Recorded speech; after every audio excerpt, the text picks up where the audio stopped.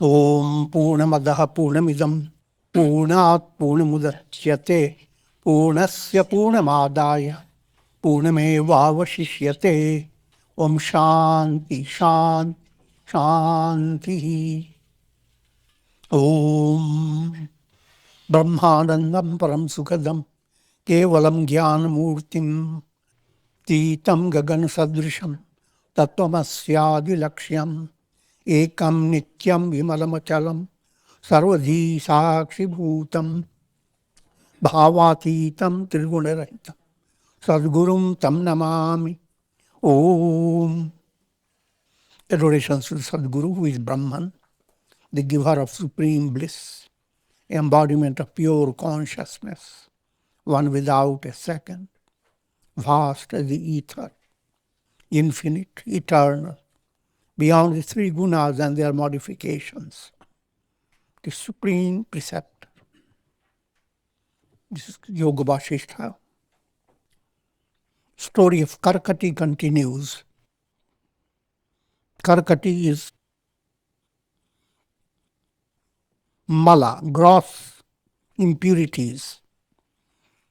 And the storyline,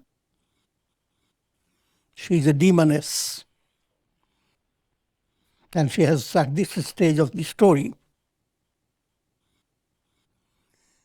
Brahma has granted her boon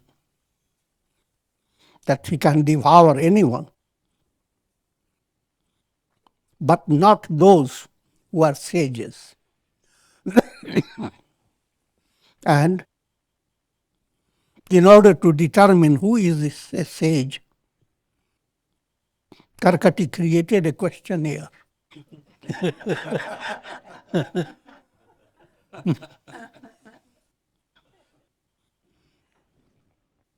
Anyone who can answer those questions, Karkati cannot devour, implying you are free of birth and death.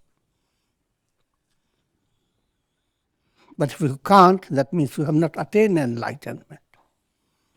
Then you are under the sway of Karkati. You are caught in the trap of birth and death. So focusing more on the questions and answers, because that they bring out the insight into Tattva Gyan, the knowledge of the self. The self is beyond the reach of the mind and senses. Let me give you a little one step back. First, in the storyline, Karkati was very hungry and wanted to devour people. And they found two handsome people emerging in the forest. One was king and his minister. That was their style of observing their subjects during the night and helping them by probing into all the situations that the subjects were to face. That's the old style. And Karkati expressed herself, presented herself as a terrible demoness, ready to devour them. But if they could answer her questions, then they could go free. Minister, in the beginning, answers various questions, and we have covered them. And now the king, she challenges the king, how is it you are keeping quiet? The minister is intelligent, but what about you? The king continued to expound the nature of the self. Since all the Karkati's questions were designed to test his understanding of the self. O Karkati, you have asked me about the nature of the self. It is this self which is the support of the three states of consciousness. waking, dream, and deep sleep. This is the question that presented by scriptures. Who am I? And the answer is the I am in you is the self, Atma, Brahman. Easily, question is answered. But to understand the deeper meaning, that self is the support of three states of consciousness: waking, dream, and deep sleep. That first to understand. In waking state, physical body is important. If you are not aware of physical body, you are not awake. Be sure.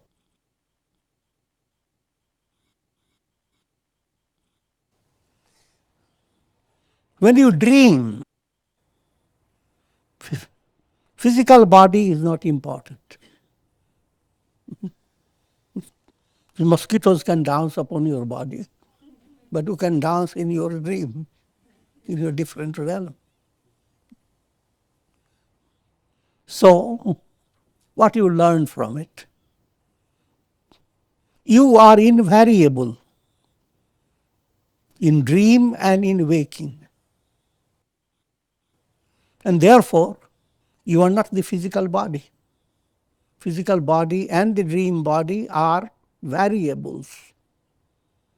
And variables are not this reality. Reality behind.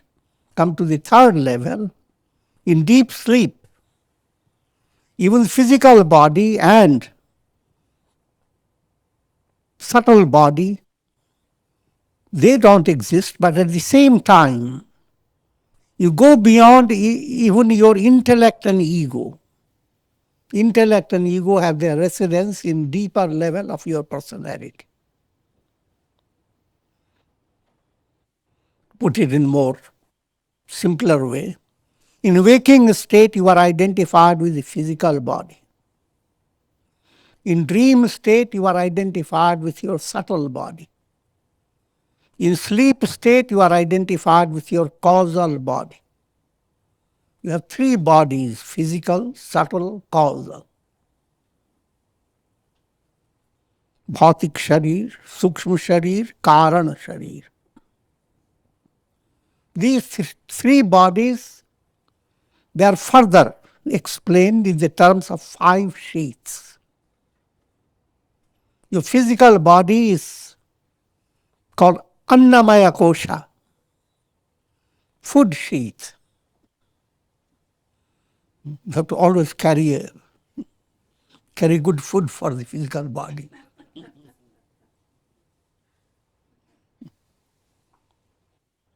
Your subtle body has 3 layers. First is called Pranamaya Kosha, vital sheath. Without vital forces, your physical body cannot be sustained. Every function in your body is because of the energy flowing through your body. Prana, apana, vyana, and all those details. So the first layer of the astral body is Pranamaya Kosha, vital sheath. The second layer is mind and senses, called Manomaya Kosha. The senses, they are not in your physical. Physically, you see your eyes, but eyes are in physical plane. The actual operation of experiencing vision comes in the plane of your mind. And mental functions are organized, evaluated under the supervision of your ego with the help of intellect. So all these 3 aspects go to form your subtle body. That subtle body becomes highlighted when your physical body is not operative in dream. And when even dream fades away and you slip into deep sleep, fifth layer, fifth aspect of your personality, called Karan Sharir, another name is Anandamaya Kosha. Think of you have a little box and it has 3 sections. First section contains Annamaya Kosha, physical body called food sheath. The middle section has 3 divisions: vital, mental, intellectual. It's a fashionable box, old time.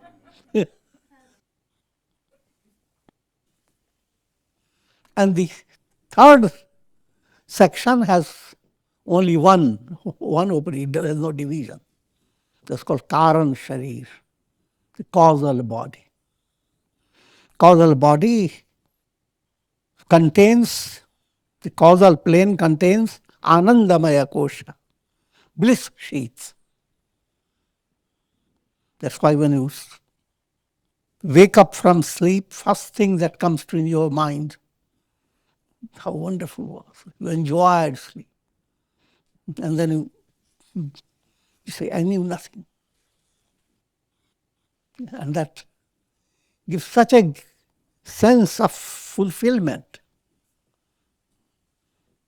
If you were to hold on to it, that's the mantra for attaining the highest goal.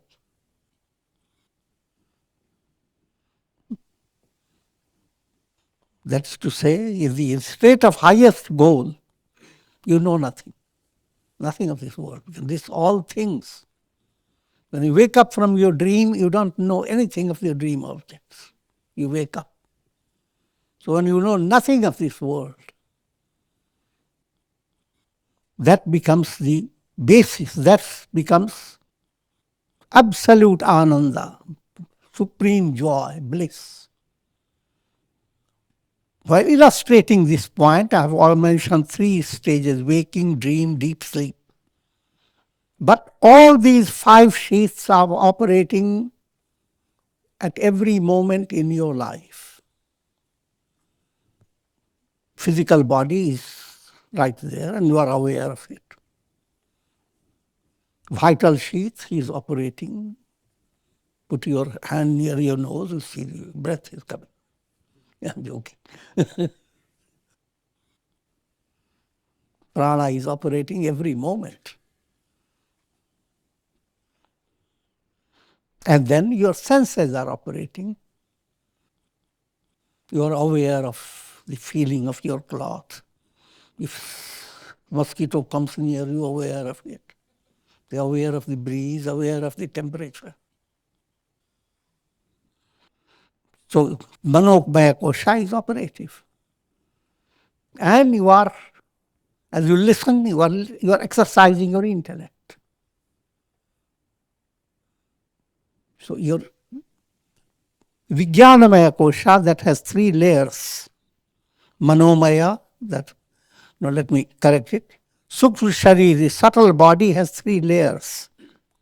Manomaya, the mind and senses. You are aware of it.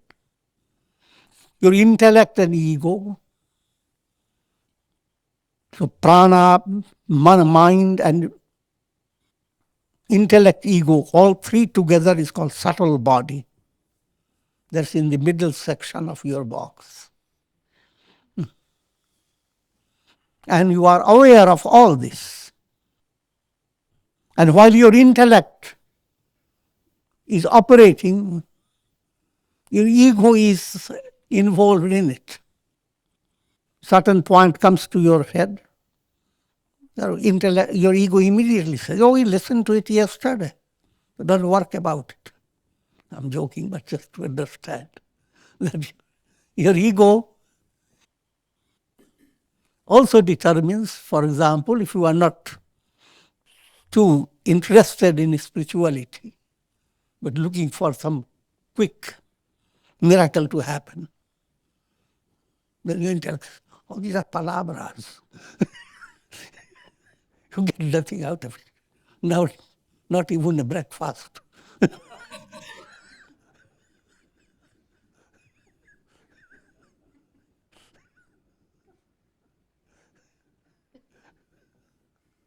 The intellect, on the other hand, setting aside the joke aspect, your intellect begins to match up.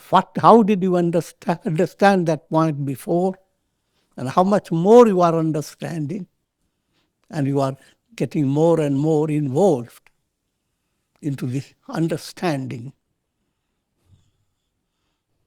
And Anandamaya Kosha within you is giving you a sense of inner satisfaction. You are not sleeping, but that state is as if beyond your conscious, a kind of satisfaction and rest that is far beyond your general experience of mind and sense. So all the five sheaths are operating at every moment.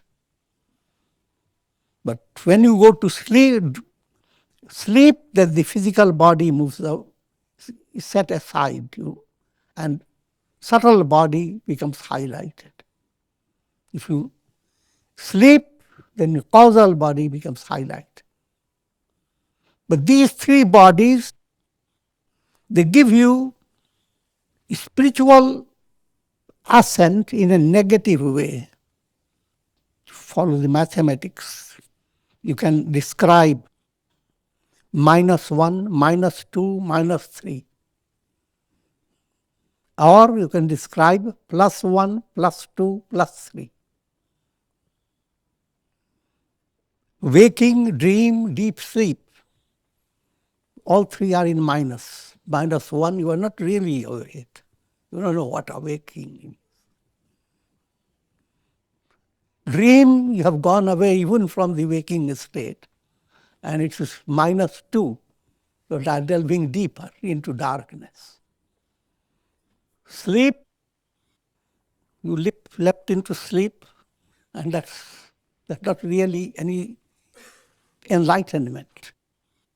So these are three experiences, +1, -1, -2, -3.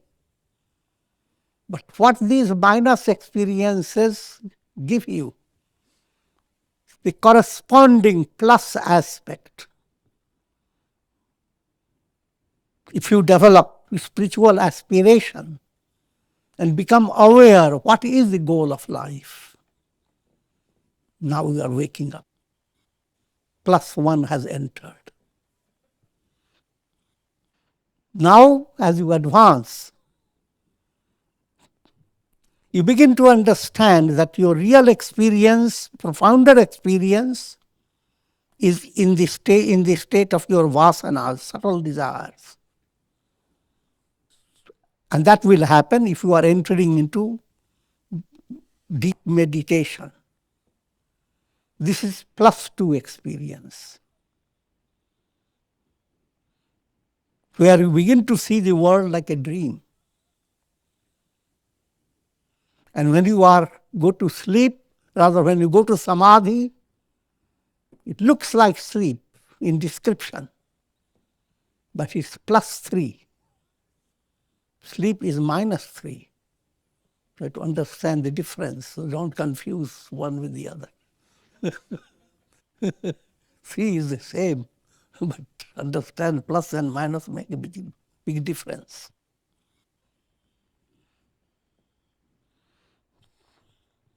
And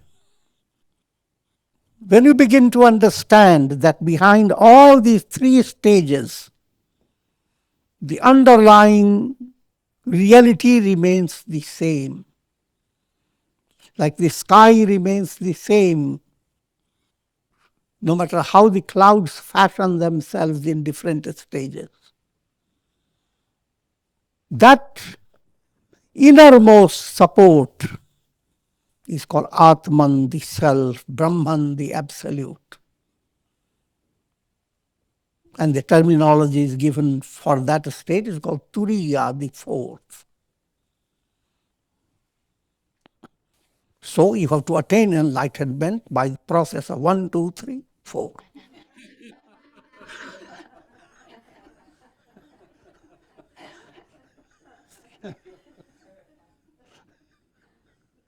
But don't go minus ways.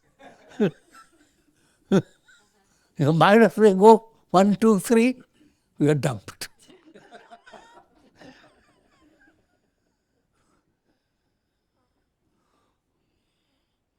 This self is beyond the reach of the mind and senses.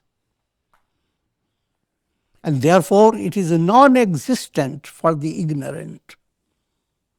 So whenever you hear about the self, hear about liberation, very hard time for the masses, even many intellectuals, they hear it with great attention. And then they ask, where is the ignorance? Does it exist in this earth or up in the sky,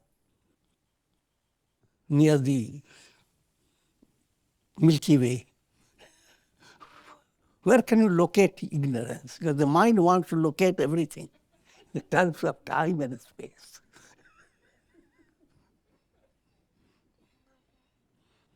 So what I'm implying?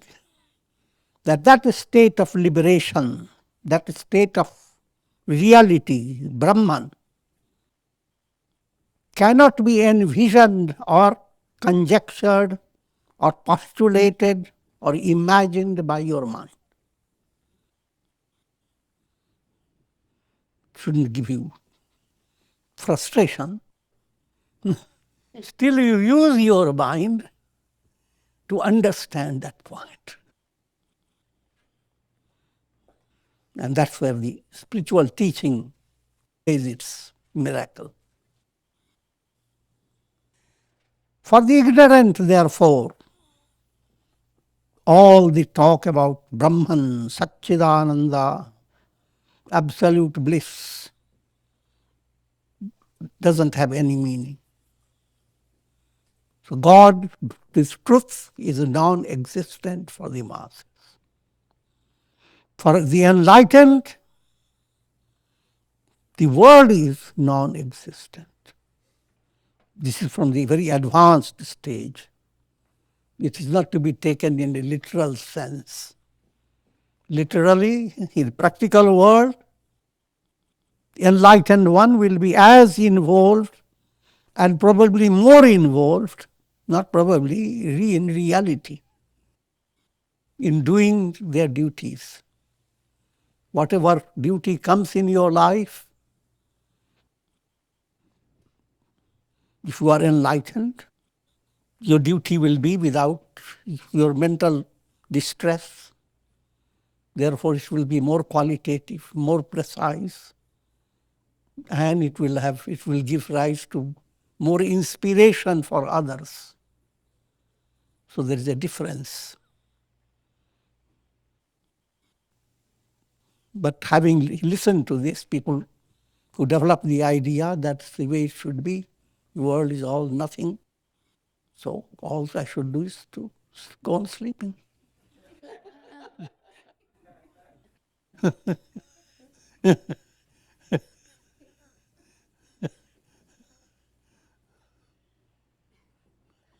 And that's absolutely opposite, wrong way to go.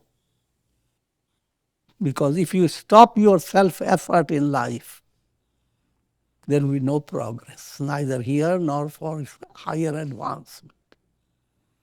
That's what you can see in the Gita, how much Krishna inspires Arjuna to fight the battle and not just leave the battle and go to forest. The Gita says, Ya nishasar bhutanam tasyam jagrati sanjami. That which is viewed as a night for the masses, that night is viewed as day for the one who is enlightened. That which is viewed as a day for the enlightened is night for the masses. Understand the meaning, not literally. Otherwise, either you are healthy for day or for the night. Just as numerous flowers are contained in honey, so all enjoyments are essentially contained in the self. As nectar from different flowers blend into one honey, so too different experiences from the objects of the senses are transformed into undifferentiated experience of divine bliss in the state of self-realization. Let me go beyond this. So many words are used to help masses. It's easy to understand when you look at so many beautiful flowers. And then, how can I be benefited by it? If we could become butterflies and drink from them, but that's not possible as a human being. So, building up all this joking story. But the point is, answer is, go after the honey hive. The honey has already drawn from all the flowers nectar, the essence of what the flowers have to give. If you have honey, you have automatically taken advantage of all the flowers. Honey is the essence behind it. Similarly, everyone wants happiness. And happiness is shining in so many buds and flowers of this world. Every situation is a kind of a bud or a flower. All happenings, in other words, you are finding happiness through so many things of this world. There are three basic urges called eshanas. Putreshana, everyone wants to have progeny, and with the idea of having fulfillment of their desires. Everyone wants to have a lot of wealth, vitteshana. The idea you are going to be very happy. Everyone wants to be popular, lokeshana. And this threefold desires, they branch out to numerous desires. Every day, every moment, you are picking up little happiness here and little happiness there. You have become a little butterfly. And our happiness never satisfies you. Or Yoga Vaishnava says, why not go after the source of all these little happiness, the big honey hive?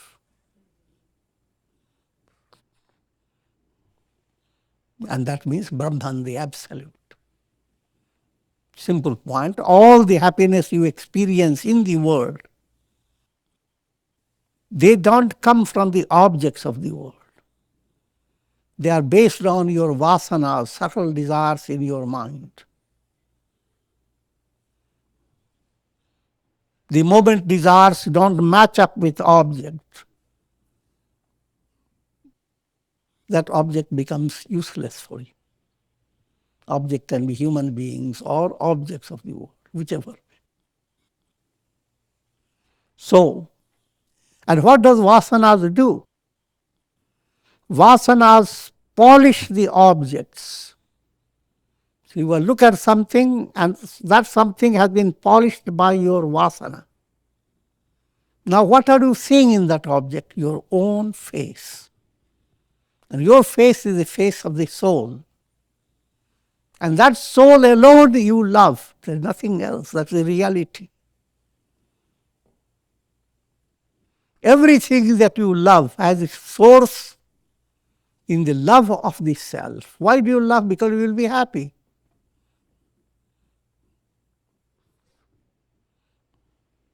So, if you were to see more and to the degree,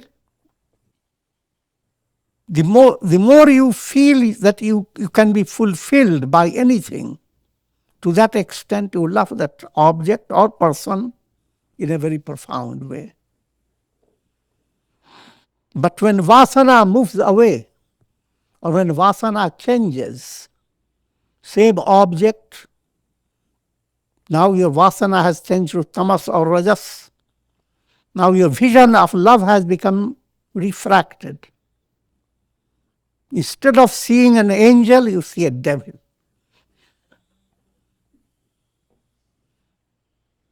But coming back to simple point, that all the pleasure that you experience in the world, they are mental illusions. Just like all the illuminations that you experience on the earth, the source behind all the experiences is the sun. The sun is the honey hive, and all the illuminations are drops of honey. Just as an elephant cannot hide itself in a field covered with tiny grasses, so the glory of the self cannot be hidden by the illusory names and forms. The world is unable to hide Brahman. That's to say, if your mind became highly advanced, then you see on one side the understanding of moksha, the absolute joy. On the other side, happiness, for which you have to hop from object to object. Happiness that never can be controlled, it never can be secured. Then, allegorical expression, that vision that sees Brahman, God underlying all things, and God is the source of happiness. That vision is like a big elephant. The vision that sees happiness in objects of the world, that vision is like little grass, lots of grass. And you can see the comparison, whether you want to be grass or the elephant.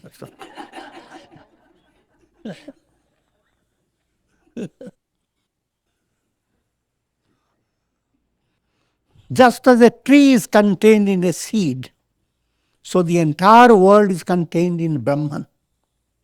Another illustration, when you see a little seed and you learn and know, out of the seed will come a giant banyan tree. And that banyan tree will give rise many seeds. And if all those seeds were to grow, there would be millions of banyan trees. All came from starting with a little seed.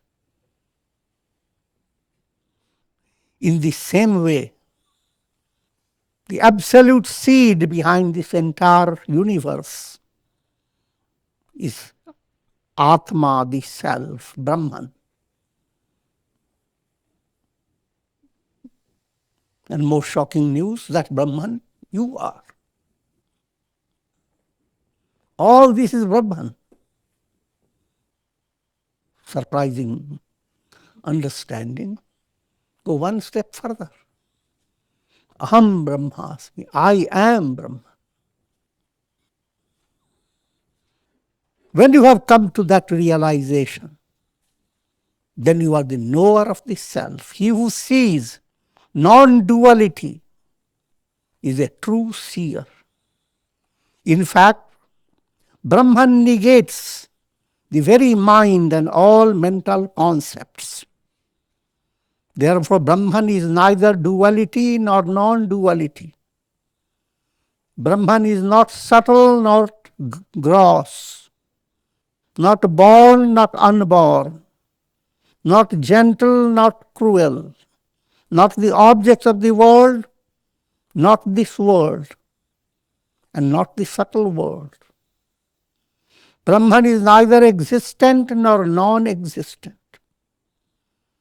One who knows Brahman ever abides in that pure consciousness that is Brahman, wherein the world is negated. Let me give you a simple way to understand. When you watch a cinema show, you are experiencing a whole world of past, present, and future.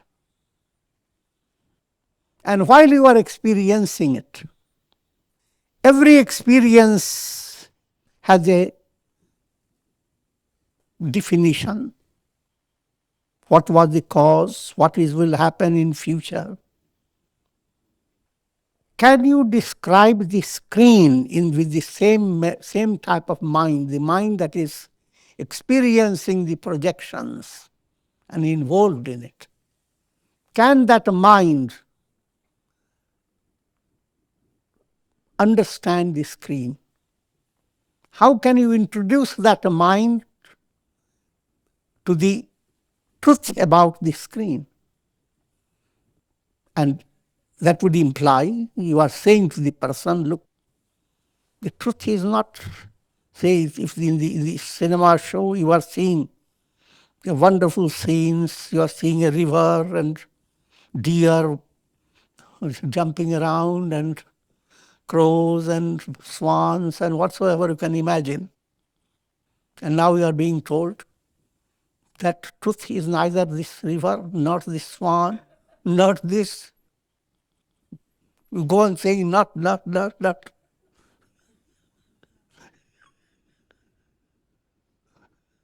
This hard, perplexing experience for the mind. But that's easy to understand. The cinema show is over. When it's over, there's nothing but the screen. If you know the truth, then even when the show goes on, show is not real, it's the screen that is real.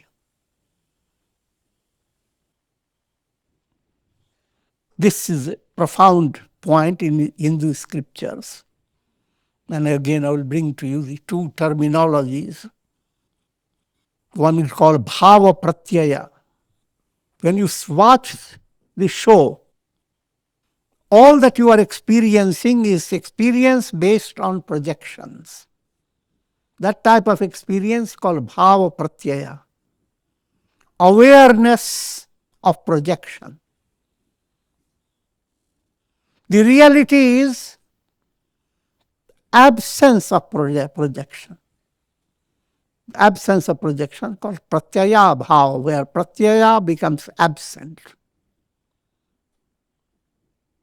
When projection is present, then that's the experience of the world. You are experiencing the world led by your mind. Same situation, mind can view it in a very positive way, or mind can view it in a very negative way. And the very situation itself is what mind has brought about through karmic process. So all your experiences are mental projections, chittavrittis, yoga chittavritti nirodha. This is described in the scriptures in allegorical way. All you experience are the whole universe. And the universe is sustained on the countless hoods of the Shesha serpent. The Shesha serpent is the mind, cosmic mind. And all your experiences are the thought waves, like hoods coming out of the big snake. And led by all those functions, you define the universe. But your universe is as shaky as so many files that come into your computer. When they are all taken off, there is nothing but compute. Take off your iPad and there is nothing but I.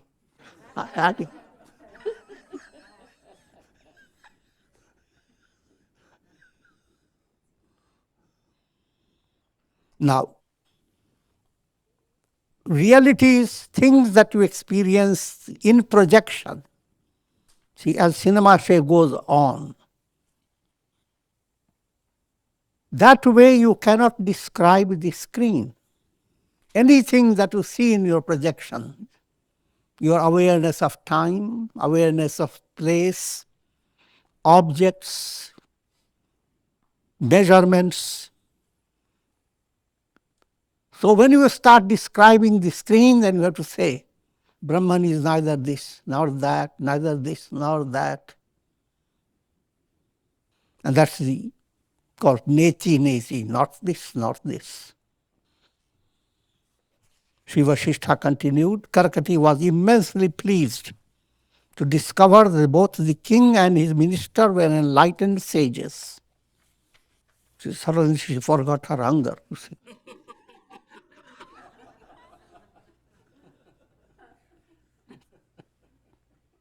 And she turned her whole personality into a gentle personality.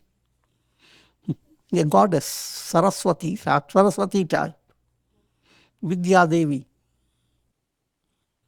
And in the storyline, she agreed to live in the palace joyously. And in course of time, she is remembered as Kandara Devi,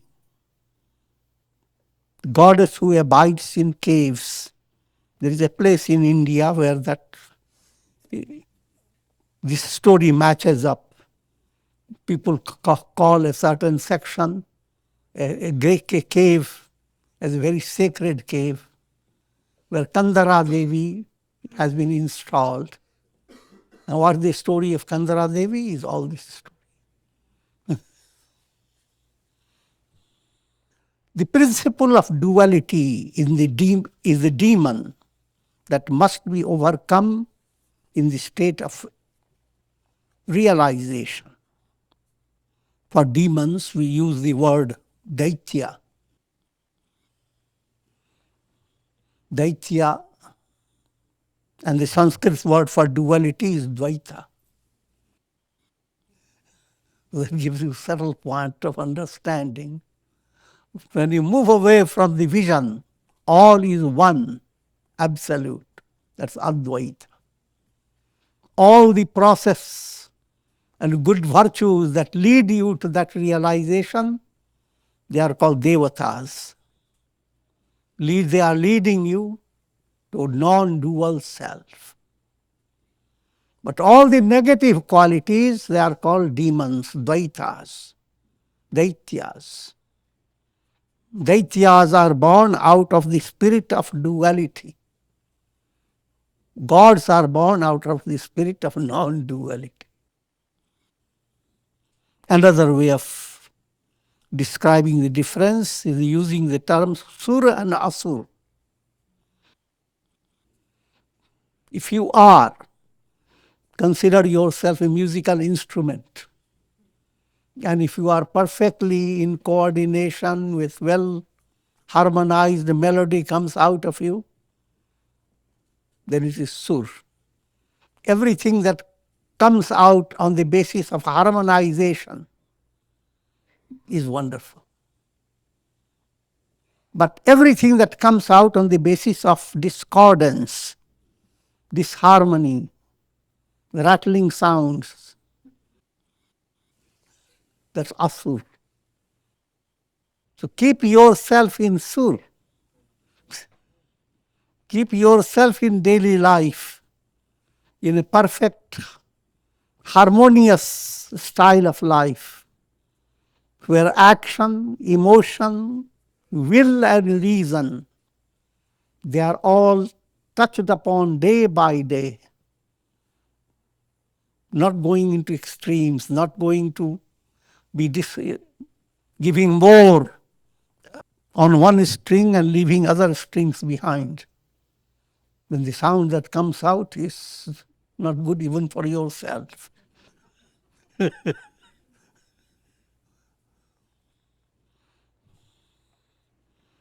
As long as ignorance dominates one's consciousness, this demon exists in her terrible form, the demon of darkness, the demon of that is asur, out of tune, creating forces of darkness such as anger, hatred, pride, jealousy, passion.